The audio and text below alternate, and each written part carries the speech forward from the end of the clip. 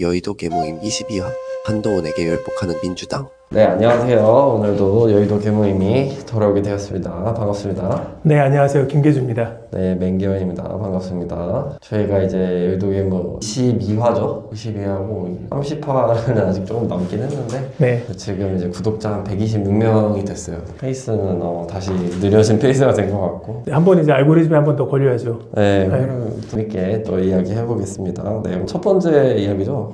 나라적으로는 굉장히 또 좋은 이야기인데 어떤 일이 있었죠? 이게 뭐냐면 이제 그 론스타 사건 관련해가지고 이제 정부가 이제 최종 승소안 관련된 사건 얘기거든요. 이게 참 오래된 얘기인데 저 대학생 때 얘기해요. 그때 이제 IMF 와가지고 그때 우리나라 이제 알짜배기 기업들이 그때 다 이제 헐값으로 넘어갔었거든요. 그러니까요. 그래서 그때 김대중 정부 때 넘어갔던 이제 기업 중에 하나가 외환은행이었어요. 외환은행이 이제 굉장히 이제 그때 싼 값에 이제 1조 원에 나왔거든요. 도저히 나올 수 없는 가격이었는데 너무 싸게 나왔는데 그걸 이제 론스타한테 이제 자격도 없는 이제 론스타한테 1조 원에 팔았어요. 그리고 그거를 이제 몇 년 만에 한 6, 7년 만에 한 거의 10년 만에 이제 그거를 이제 5조 원, 6조 원 그걸로 이제 되팔려고 했었거든요. 근데 그때 이제 이명박 정부였는데 그때 이명박 정부에서 이제 론스타가 이제 그렇게 처음에 이제 외환은행 인수했을 때 법적 문제가 있었다라고 문제 제기를 했었고 그래서 그때서부터 이제 수사가 이루어졌어요. 그래서 이제 그러다가 이제 계속 수사를 하다가 결국에 이제 하나은행이 이제 외환은행을 6조 원에 샀었고 그래서 론스타는 이제 5조 원을 벌었거든요. 투자해서 이제 5조 원을 벌었으면 이제 엄청나게 이제 돈을 많이 버는 거잖아요. 그런데 론스타는 그렇게 돈을 벌었음에도 불구하고 우리나라 정부가 팔라는 승인이 늦게 떨어져가지고 자기네들이 더 손해를 봤다. 그래서 이제 우리나라 정부가 대한민국 정부 6조 원을 내놔라 해가지고 이제 소송을 걸었어요. 그게 또 박근혜 정부 때거든요. 그래서 이제 그때 이제 우리나라 정부가 어떻게 했냐면 그 방어를 하면서 이제 그래서 론스타가 이제 청구한 금액이 6조 원이었어요. 이제 거기서 프로가 이제 기각을 받아가지고 이제 남은 금액이 이제 4천억 원 정도 남았거든요. 근데 그 당시에 이제 그 4천억 원이 배상 결정이 나왔을 때 법무부 장관이 한동훈이에요. 그래서 그때 한동훈이 그때 민주당이 막 저주를 퍼부었어요. 이거 어차피 진다. 김어준이 이제 저기 방송 나와가지고 민주당 인사들이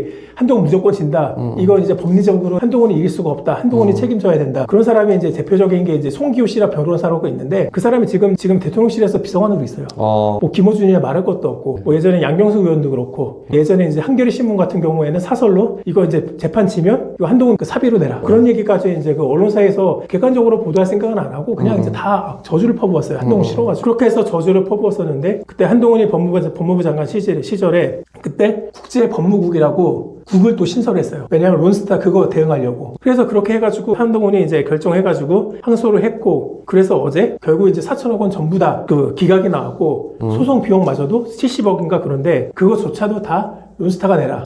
완전히 이제 우리나라 정부가 승소를 했죠. 다행이네요. 네, 다행이죠. 그러니까 애초에 그 론스타가 이제 그 6조 원을 제기를 한 거를 5%로 깎았고 나머지 5%도 이제 한동훈이 이제 기각을 해서 이제 없애버린 거죠. 우리나라 이제 그 예산을 정말 이제 크게 아낀 일인데 이거 관련해가지고 보면 그 처음에 이제 론스타가 제기를 했을 때 6조 제기했을 때 그때 방어한 사람이 한동훈이에요. 그때는 이제 그 실무자 검사로서 한 거죠. 그리고 이제 나머지 4천억 원 남았을 때 그때도 이제 그 법무부 장관으로서 대응한 게 한동훈이에요. 그리고 한동훈이 그렇게 다 하고 그리고 이제 이재명 정부 들어서기 전에 이 재판이 다 끝났어요. 그냥 다 이제 그 재판 심리 다 끝나고 다만 이제 재판 결과가 어제 나왔던 거에 불과해요. 그런데 저기 이제 어제 기사 보면 정성호 장관도 나오고 김인석 총리가 나와가지고 막 이제 론스타 이제 승소했다고 하면서 이재명 정부의 쾌거 막 그딴 식으로 얘기를 하는데 물론 뭐 지금 정부가 이재명 정부니까 이재명 정부의 쾌거라고 얘기할 수는 있어요. 근데 적어도 한동훈 얘기는 해줘야지. 한동훈이 노력을 해줘가지고 한동훈이 명확한 판단을 내렸기 때문에 이제 4천억 원을 아낄 수 있었다. 그리고 민주당이 그때 그때 이제 그 재판하면 질 거라고 한동훈이 항소할 때 이제 비난한 거에 대해서는 사과한다. 그렇게 얘기를 했어야 돼요. 아니 그렇게 만약 얘기했으면 오히려 국민들의 민주당을 더 지지했을 거예요. 얘네 되게 양심적이다, 합리적이다, 인정할 건 인정하는 이제 그런 세력이구나라고 이제 국민들의 오히려 민주당을 조해줬을 텐데 되게 쪼잔해요. 그렇게 이제 한동훈이 한 거 다 뻔히 아는데 그렇게 비난을 하니까 오히려 민주당이 뭐 이재명 캐고 막 그렇게 얘기를 해봤자 지금 비웃음만 당하고 되게 이제 졸렬해졌죠. 그러니까요. 그리고 항상 민주당이 반대하는 건 왜 이렇게 잘 되죠? 그러니까요. 민주당이 반대하는 것들은 다 잘 되는 거고 그리고 이 논리로 따르면 지난번에 이제 평창 올림픽이 있었잖아요.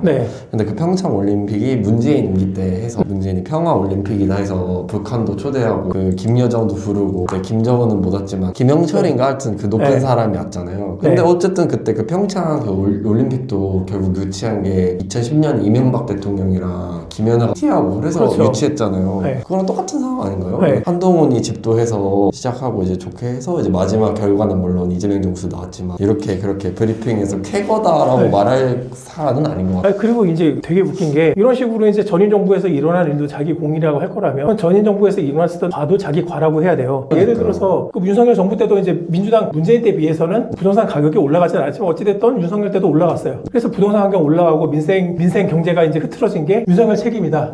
이재명 정권은 책임 없다. 지금 이제 정권 바뀌고 나서 맨날 그 뭐 경제 문제 얘기를 하면 이재명 대통령도 그렇고 그 지금 이제 그 정권 사람도 그렇고 민주당 사람들도 그렇고 이거 지금 이 문제는 지금 이렇게 우리나라 경제가 어려운 거고 어려운 이유는 윤석열 정부의 실정이 있다. 왜 그렇게 얘기를 해요? 그런 식으로 전임 정부 거 이제 철저하게 따질 거라면 그러면 전임 정부에서 한 이제 론스타 이것도 전임 정부의 공이다.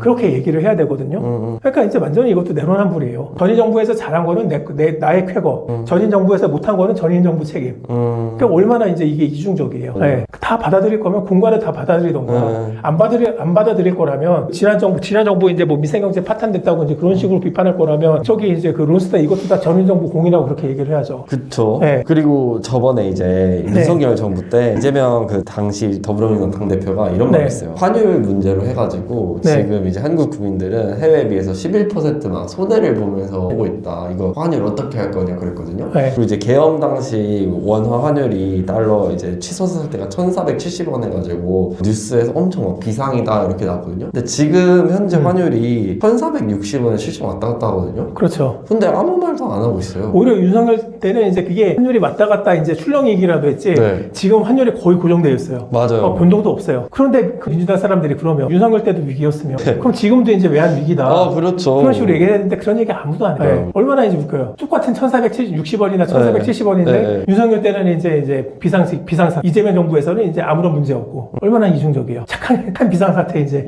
나쁜 비상사태가 또 착한 비상사태. 지금은 착한 비상사태인 거네요. 그렇죠. 지금은 착한 비상사태이기 때문에 외환 위기가 벌어져도 환율이 이렇게 높아져도 문제가 없다는 거죠. 그리고 이제 만약에 이제 정말 심각한 문제가 일어나면 지난 계엄으로 인한 내란 때문에 이렇게 경제가 어렵다라고 말하고 넘어가면 되겠네요. 네, 그렇죠. 그리고 너무 핑계대기 좋은 거 아닌가요?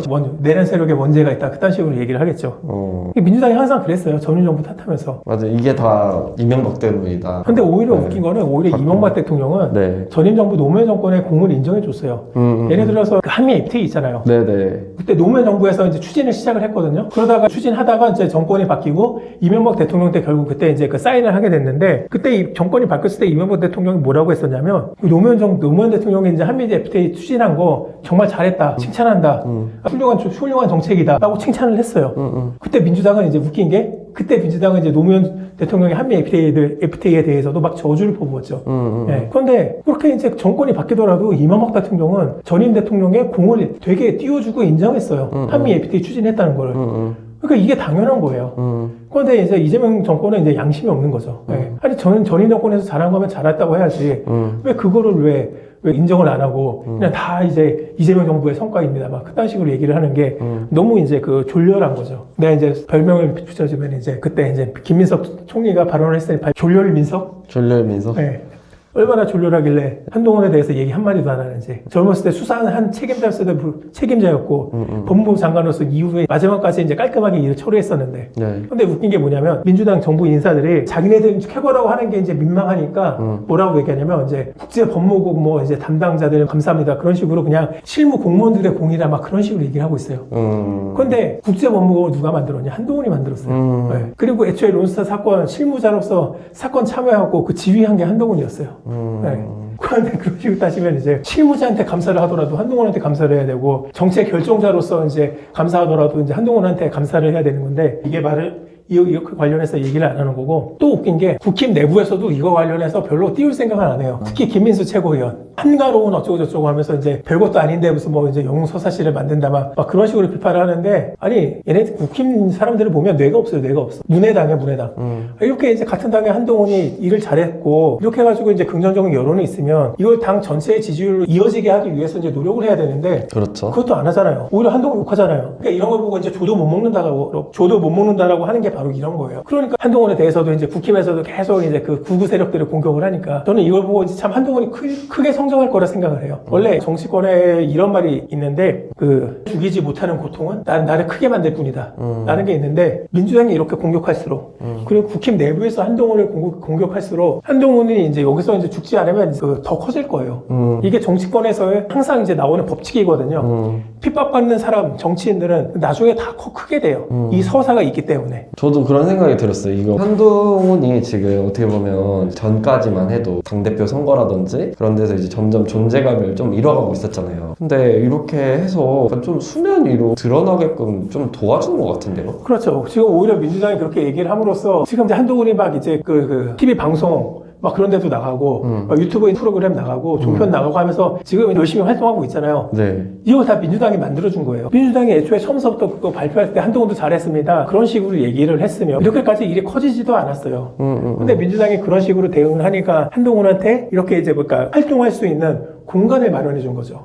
근데 뭐 어쩔 수 없어요. 민주당이 이제 항상 이제 그 내로남불을 하기 때문에 내로남불 때문에 열리는 공간은 이제 항상 열리게 되어 있는 거죠. 그리고 이 공간이 이번에는 이제 한동훈한테 열린 거고요. 한동훈이 이제 또 어떻게 선택을 할지 좀 봐야겠네요. 네, 이제 여기서 이제 이번에 활발하게 활동하고 있으니까 한동훈 전 대표 입장에서는 이제 여기서 이걸 모멘텀으로 가지고 뭔가 발전적으로 나갈 수 있는 이제 어떤 그런 계기를 만들어 가야죠. 본인이 이제 그냥 이제 국힘의 일부 세력을 대표하는 정치인이 아니라 어떤 보수의 대표 선수 네. 그런 식으로 이제 뜰 수 있도록 이번 사건 국민들에게 더 정확하게 이제 인식할 수 있도록 이번 론스타 사건이 이제 확실히 이제 기여를 하긴 할 거예요. 근데 진짜 한동훈 대표를 네. 안 좋아하는 사람이 진짜 많네요. 네, 안 좋아하는 사람이 많아요. 원래 바른 말을 하는 사람은 네. 외부에서도 싫어하고 이제 내부에서도 싫어해요. 그러니까 한동훈은 그냥 평범한 얘기니까 당연한 얘기를 한 거예요. 그러니까 민주당 잘못한 거 있으면 잘못했다고 하고 국힘도 국힘이 잘못한 거 있으면 잘못했다고 얘기한 사람이에요. 그러니까 적이 많죠. 그러니까 민주당도 싫어하고 국힘 내부에서 부구들이 싫어하죠. 완전 찍어가지고 계속 뭐라고 네. 하잖아요. 네. 그 관련 사람들이 다 돼도 한동훈은 안 된다. 심지어 민주당에서 그런 말 하는 게 아니라 국민의힘에서 네. 그런 일부 사람들이 그런 말을 하니까.